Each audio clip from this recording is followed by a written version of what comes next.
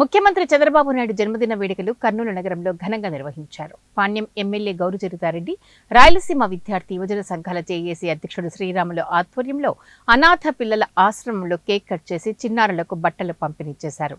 ఈ సందర్భంగా అనాథ ఆశ్రమం నిర్వాహకులకు ఎమ్మెల్యే 20,000 రూపాయలు అందజేశారు. ముఖ్యమంత్రి చంద్రబాబు నాయుడు అనుభవం వల్లే రాష్ట్రం అభివృద్ధిలో నడుస్తుందని ఎమ్మెల్యే తెలిపారు. ముఖ్యమంత్రి చంద్రబాబు నాయుడు పాలనలో యువతకు మరిన్ని ఉద్యోగాలు వచ్చి రాష్ట్రం అభివృద్ధి చెందాలని శ్రీరాములు వివరించారు.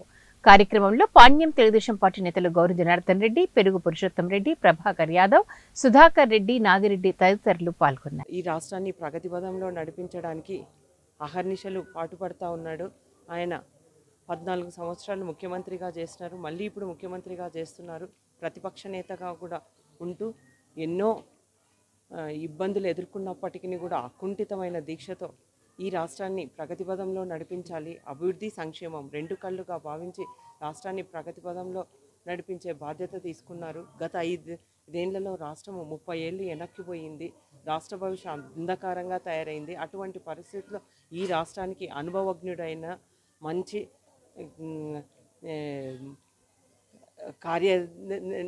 అకుంఠిత దీక్షతో నిత్య కృషి వల్లుడు ఆయన ఈ రాష్ట్రాన్ని రాష్ట్ర ప్రజల భవిష్యత్తును, రాష్ట్ర పురోగతిని దృష్టిలో పెట్టుకొని అహర్నిశలు కృషి చేస్తూ ఉన్నారు.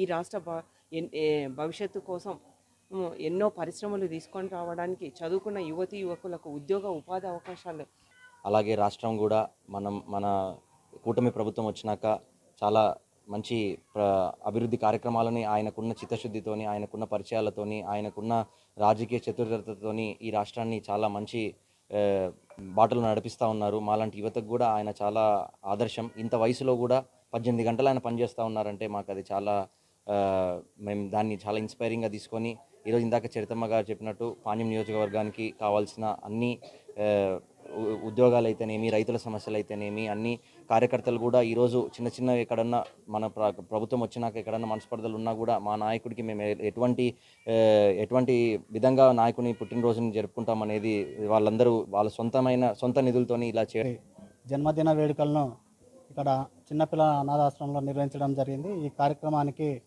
ముఖ్య అతిథిగా చేసినటువంటి చరితమ్మ గారికి, అదేవిధంగా జనార్దన్ రెడ్డి గారికి ధన్యవాదాలు తెలియజేస్తూ